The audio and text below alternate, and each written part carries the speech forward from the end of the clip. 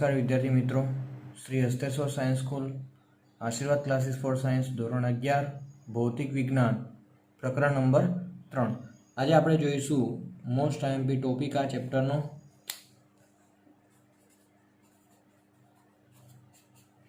જે તમારે એક્ઝામમાં પણ પૂછાઈ શકશે। જે ટોપિકનું નામ છે નિયમિત પ્રવેગી ગતિના સમીકરણ। શું? કયા પ્રવેગી? નિયમિત પ્રવેગી ગતિના સમીકરણો। તો આપણે એ તારવવા માટે પહેલાં તો દરેક વિદ્યાર્થીઓએ વી વિરુદ્ધ ટીનો આલેખનું આપણે ધ્યાન રાખવું પડશે, તો જ પ્રવેગ મળશે। તમને શીખવાડેલું છે કે વી વિરુદ્ધ ટીના આલેખમાં ઢાળ એ કોની કિંમત આપે? પ્રવેગની કિંમત આપે। તો હું પહેલાં આલેખ દોરવાનો પ્રયત્ન કરીશું। આપણે જો આ રીતે હું દોરું છું વી વિરુદ્ધ ટીનો આલેખ। વી વિરુદ્ધ ટીનો આલેખ અહીંયા 0 સમય, બરાબર। હું ધારી નાખું છું કે ધારો કે પ્રારંભમાં એટલે કે ટી બરાબર 0 સમયે વેગ, કોઈ પણ પદાર્થનો વેગ કેટલો છે? v0 છે, અને ટી બરાબર ટી સમયે તેનો વેગ કેટલો થાય છે?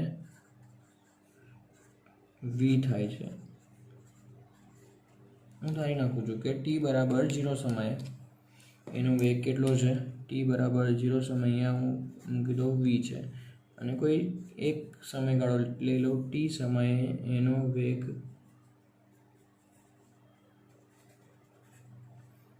v છે। જો આ તો આલેખ છે એટલે આપણે આલેખ અહીંયા દોરી નાખવાનો, કોનો? v વિરુદ્ધ ટીનો। આને આપણે ધ્યાન રાખવાનું નથી। ટી બરાબર 0 સમયે વેગ v0 છે, અને ટી બરાબર ટી સમયે વેગ કેટલો છે? v। તો પદાર્થનો વેગ ક્યાંથી ક્યાં બદલાયો કહેવાય? v0 થી v, નિયમિત। એટલે આ રીતે હું દોરી નાખીશ v0 થી v। ઓકે, તો અહીંયા એક આકૃતિ આ રીતે આવશે। ક્યાંથી ક્યાં વેગ? v0 થી લઈને ક્યાં સુધી બદલાયો છે વેગ? પણ કેવો છે? નિયમિત પ્રવેગી છે, એટલે આપણે આ રીતે વેગ બદલાતો હશે। જો આપણે ધારી નાખ્યું કે ધારો કે ટી બરાબર 0 સમયે વેગ v0 અને ટી બરાબર ટી સમયનો વેગ કેટલો છે? v। તો આ માટે હું નિયમિત પ્રવેગીના સમીકરણના સૂત્રો તારવીશું, બરાબર। ધારો કે હું અહીંયા નામ આપી દઉં, અને આપણે નામ આપી શકશું આનું। ધારો કે આનું નામ આપી દઈએ a, અહીંયા નામ આપી દઉં b, અહીંયા નામ આપી દઉં c, અહીંયા નામ આપી દઉં d, અને અહીંયા નામ આપી દઉં હું e આપી દઉં છું, એટલે તમને દરેકને ધ્યાન રહે। અહીંયા નામ આપશું a, b, c, d અને e। હવે પહેલાં તમને એવું કહેશે કે આ આલેખનો ઢાળ શોધો। શું શોધીએ? આ આલેખનો ઢાળ। ચાલો, પહેલી શરત આપણે આ આલેખનો, જો મેં તમને કીધું એ જ રીતે ટી બરાબર 0 સમયે વેગ v0 અને ટી બરાબર ટી સમયે વેગ કેટલો છે? v। હવે હું અહીંયા લખું, શું લખીશ? આલેખનો ઢાળ। તો ઢાળ એ કોની કિંમત આપશે? મેં આગળ પણ વાત કરી હતી, પ્રવેગની કિંમત આપશે। તો પ્રવેગ એ બરાબર ઢાળ એટલે કયો ઢાળ? ડી ઢાળ। કયો ઢાળ કહેવાય? ડી થી ઈ ઢાળ। તો પ્રવેગ એટલે અંતિમ વેગ, એટલે ઈ આગળનો વેગ। ઈ આગળનો વેગ કેટલો છે? ઈ આગળનો વેગ કેટલો છે? v ઓછા ડી આગળનો વેગ એટલે v0। ઈ આગળનો વેગ કેટલો છે? અંતિમ વેગ v ઓછા ડી આગળનો વેગ કેટલો છે? v0 છેદમાં ઈ આગળનો સમય કેટલો છે? ઈ આગળનો સમય કેટલો છે? t ઓછા ડી આગળનો સમય કેટલો છે? 0। તો આ રીતે શું લખાશે? a બરાબર v minus v0 upon T. માટે ટી બરાબર શું થાય? ટી બરાબર શું થાય? v minus v0 upon a। આ એક સમીકરણ ધ્યાન રાખજો। હજુ આનામાં જ આપણે અહીંયા પ્રવેગનું સમીકરણ તમારે આ રીતે લખેલું છે ए बराबर v minus V0 upon t. तो AT बराबर V माइनस V0 थाय। तो आ माटे शुं लखी शकाय V माइनस V0 बराबर AT लखाय ऊंधું लखूं तो V बराबर शुं थई जशे V0 प्लस AT। आ समीकरण नंबर 2 ए आपणुं अचळ प्रवेगी गतिनुं पहेલું समीकरण कहेवाय। એટલે આ સમીકરણ આપણે ધ્યાન રાખવાનું શું થાય અચળ પ્રવેગી સમીકરણ V બરાબર V0 પ્લસ AT। V0 એ પ્રારંભિક વેગ અને V એ અંતિમ વેગ। જો આપણે ફરીથી વાત કરીએ V વિરુદ્ધ T ના આલેખમાં ઢાળ એટલે DE ઢાળ ગણ્યો પ્રવેગ બરાબર। DE ઢાળ કઈ રીતે ગણશું અંતિમ વેગ એટલે ढाल एटले कोनी किंमत प्रवेग तो प्रवेग बराबर अंतिम वेग एटले v ओछा प्रारंभिक वेग एटले v0 छेदमां अंतिम समय एटले t ओछा 0। आपणे आ समीकरण मळशे तो v minus v0 upon t minus 0 एटले t। तो t बराबर शुं थाय v minus v0 upon a थशे। ओके तो at बराबर v माइनस v0 तो v बराबर AT बराबर v माइनस v0 तो v बराबर v0 प्लस AT थशे के जे आपणुं समीकरण नंबर 1 छे नियमित प्रवेगी गति माटेनुं बराबर। हवे नेक्स्ट मैं तमने बात करी थी एक आपणे शेनो उपयोग कर्यो के v विरुद्ध t ना आलेखमां ढाळे प्रवेगनी किंमत आपे। तो बीजुं कई मैं तमने कीधुं तुं ख्याल होय तो नोंध करीने मोस्ट एमपी के v विरुद्ध t ना आलेखमां घेरातुं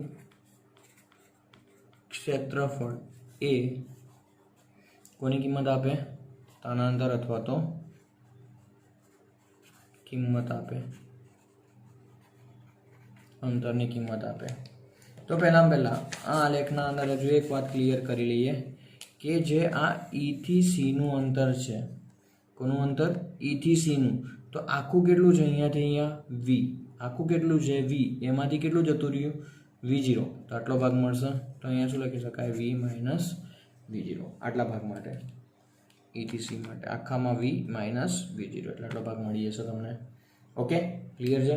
तो હવે આપણે આ આલેખમાં घेरातुं क्षेत्रफळ तो कया कया क्षेत्रफळनुं घेरातुं थतुं हशे एक आटलो भाग घेराय छे અને એક આટલો ભાગ घेराय छे એટલે આ લંબચોરસ અને આ ત્રિકોણ એટલે કુલ ક્ષેત્રફળ આ રીતે મળશે। કઈ રીતે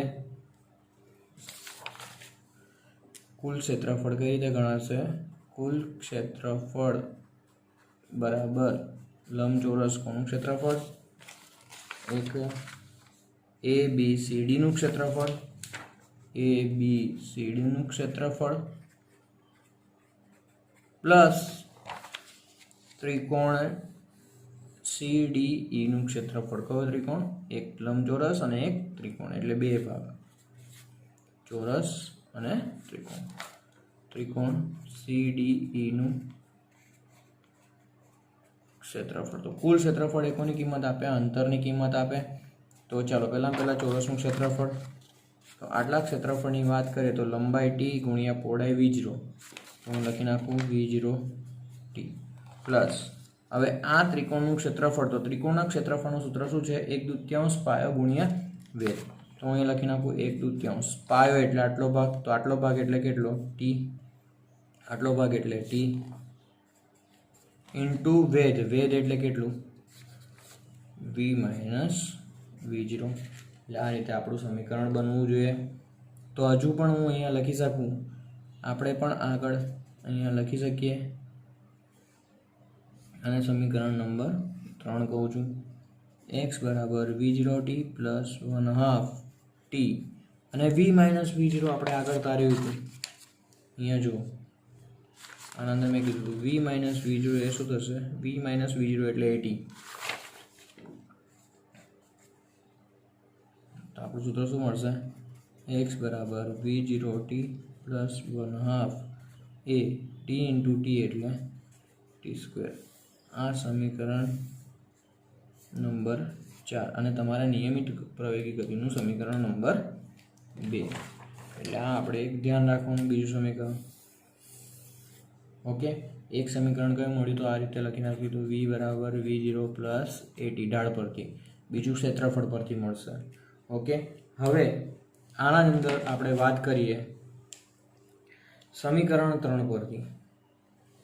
હજુ પણ એક સમીકરણ તારવવું હોય તો સમીકરણ 3 પરથી હું અહીંના લખી શકું x બરાબર v0t પ્લસ છેદ અલગ કરો t/2 into v minus t/2 into v0 બરાબર. તો અહીંયા લખી નાખું આખામાંથી અડધા v0 ગયા. ઓકે, તો અહીંયા જુઓ સમીકરણ 3 પરથી મેં આગળ લખ્યું છે. જુઓ સમીકરણ 3 પરથી શું થશે x બરાબર v0t પ્લસ હવે આ સમીકરણ પરથી t/2 into v minus t/2 into v0 લખાય અને આ આખામાંથી અડધા t/2 ઇન્ટુ v0 ગયા તો v0 ઇન્ટુ t/2 અડધા જશે વત્તા t/2 ઇન્ટુ v. તો હું અહીંયા શું લખી શકું x બરાબર t/2 કોમન કાઢી નાખો તો v પ્લસ v0 લખાશે. તો હજુ પણ લખવું હોય તો x બરાબર v plus v0/2 into t. તો આ જે મળ્યું એને સરેરાશ વેગ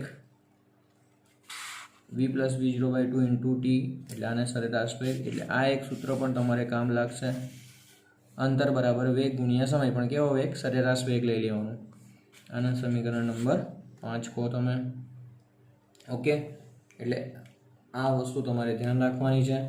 હજુ એક આ સમીકરણ પરથી હજુ એક વાત કરીએ તો આપણને એક સમીકરણ આવું મળ્યું. અંતરનું એક મૂલ્ય આવી રીતના મળ્યું. અંતર બરાબર સરેરાશ વેગ ગુણ્યા સમય. તો સરેરાશ વેગ કેટલો મળ્યો? v પ્લસ v0/2 અને ટીની જગ્યાએ હજુ પણ સ્ટાર્ટિંગમાં મેં તમને કીધું હતું ટીની જગ્યાએ શું લખશું? v minus v0 upon a. શું લખશું અહીંયા? v minus v0 upon a. કારણ સમીકરણ કોના પરથી? 1 પરથી. ઓકે, તો આ શું થઈ જશે? 2ax બરાબર શું થશે? v plus v0 into v minus v0. તો 2ax બરાબર a plus b. a minus b પ્રમાણે શું લખાશે? a square minus b square એટલે v square minus v0 square. સમીકરણ શું મળશે? 2ax જે માંગ્યા મુજબ આપણને આ રીતે ત્રીજું સમીકરણ મળશે. એટલે જો ફરીથી વાત કરીએ, જ્યારે પણ તમે આ આલેખની વાત કરશો તો પહેલામાં આ આલેખનો ઢાળ ડી, એના પરથી અંતિમ વેગ ઓછા પ્રારંભિક વેગ વાગ્યા સમય કરશો એટલે પહેલું સમીકરણ મળશે તમને કયું? v બરાબર v0 પ્લસ at. એના અંદર પણ બે ભાગ પડશે. v માઇનસ v0 બરાબર at લખી શકાય અથવા તો t બરાબર v minus v0 upon a.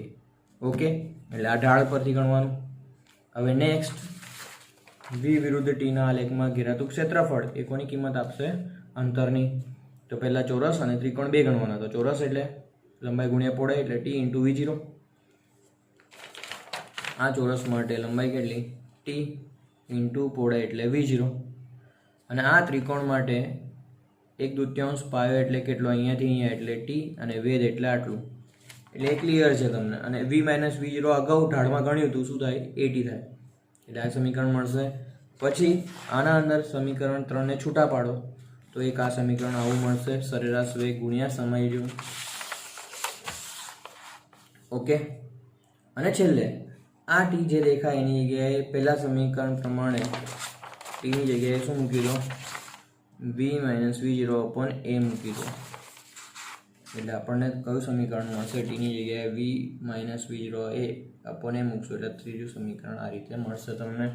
એટલે આપણે 3 સમીકરણો ધ્યાન રાખવાના છે. કયા કયા સમીકરણ આપણે ધ્યાન રાખશું? પહેલું સમીકરણ નિયમિત માટેનું શું થાય? v બરાબર v0 પ્લસ at. બીજું સમીકરણ આ સમીકરણ ઢાળ પરથી મળશે. બીજું સમીકરણ x બરાબર v0t પ્લસ 1/2 at સ્ક્વેર. આ સમીકરણ તમારે ઘેરાતા ક્ષેત્રફળ પરથી મળશે. પણ આ સમીકરણ તારવવા માટે તમારે ઉપરના સમીકરણનો ઉપયોગ કરવો પડશે. અને ત્રીજું સમીકરણ આ સમીકરણ પરથી તારવીને આપણે ત્રીજું સમીકરણ શું લાવતા હતા?